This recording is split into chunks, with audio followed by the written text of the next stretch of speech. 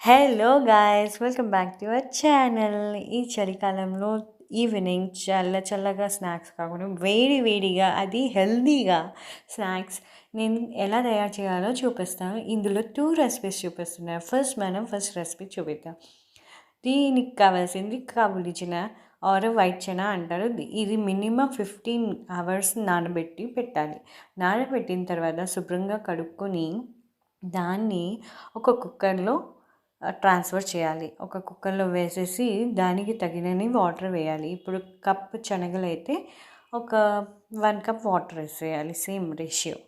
వేసేసిన తర్వాత మనకి రుచికి సరిపడా సాల్ట్ వేయాలి. నేనైతే 1 టేబుల్ స్పూన్ వేసి కుక్కర్లో 2 విజిల్స్ వస్తే చాలు. ఇది ఎక్కువ ఉడకాల్సిన అవసరం లేదు, ఎందుకంటే పైన తోలు ఊడిపోతుంది. దీనికి కావాల్సింది 1 ఉల్లిపాయ, 2 పచ్చిమిరపకాయలు, 2 ఎండుమిరపకాయలు, కొంచెం కరివేపాకు అండ్ ఇక్కడ అల్లం తరుగు తీసుకుంటున్నాను. నేను అల్లాన్ని గ్రైండ్ చేసేసాను.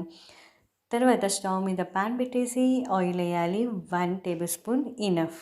దాని తర్వాత జీలకర్ర వేసి అది చిటపటలాడిన తర్వాత మనం ఉల్లిపాయ, కరివేపాకు అండ్ ఎండుమిరపకాయలు, గ్రీన్ చిల్లీస్ వేసేసి మనం కొంచెం సాటాస్ చేయాలి. సో కొంచెం కలిపిన తర్వాత అది కొంచెం మగ్గిన తర్వాత మనం అల్లం తరుగుని వేసి నేను కొంచెం ఆ పచ్చి వాసన పోయేలాగా ఆ ఫ్లేవర్ బాగా కలిసేలాగా నేను కొంచెం కలుపుతున్నాను స్పూన్తో.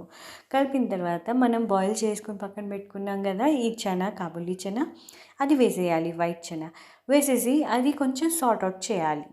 సో ఎన్ని మినిట్స్ సార్ట్ అవుట్ చేయాలి? 1-2 మినిట్స్ సార్ట్ అవుట్ చేస్తే చాలు, మనకి రెడీ అయిపోతుంది ఈ రెసిపీ.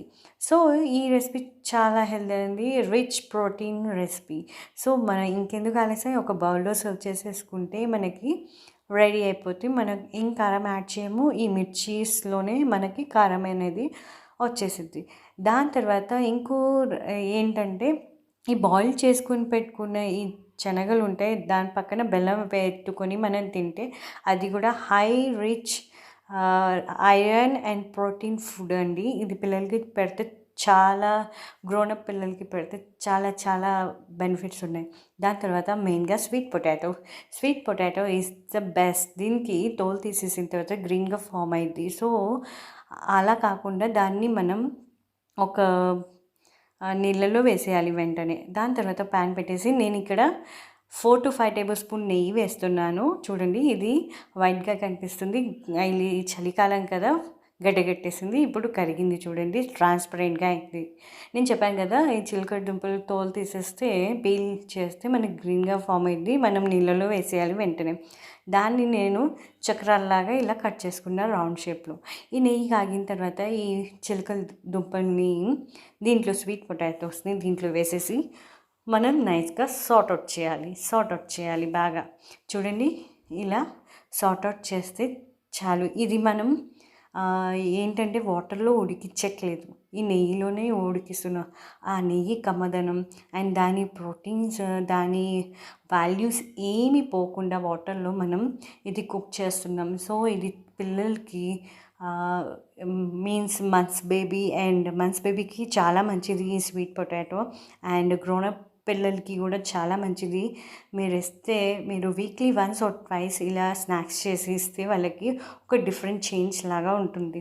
సో నాకు కొంచెం మగ్గిని దీంట్లోనే కుక్ అయిపోయింది ఈ నెయ్యిలోనే. సో మనం ఎక్స్ట్రాగా వాటర్ వేయాల్సిన అవసరం లేదు. సో మన చక్కగా కమ్మగా తయారైంది మనకి స్వీట్ పొటాటో. నాకు ఈ కలర్ వచ్చింది చూడండి, ఇంకొంచెం కలర్ వస్తే చాలు.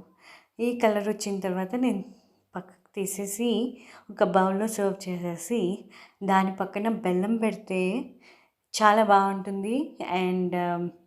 అండ్ కొంతమంది నెయ్యి బెల్లంతో కూడా ఉడికిస్తారు నీళ్ళు వేయకుండా. చూడండి, నేను ఓన్లీ నెయ్యితోనే ఇలా ఉడికించి పక్కన పెట్టాను. కావాలంటే కొంచెం బెల్లం తీసుకొని మనం దీంతో తినేయచ్చు, లేకపోతే పచ్చిమిరపకాయలైనా దాంతో తినేయచ్చు, మన choice. Thank you for watching this video. Please like, share.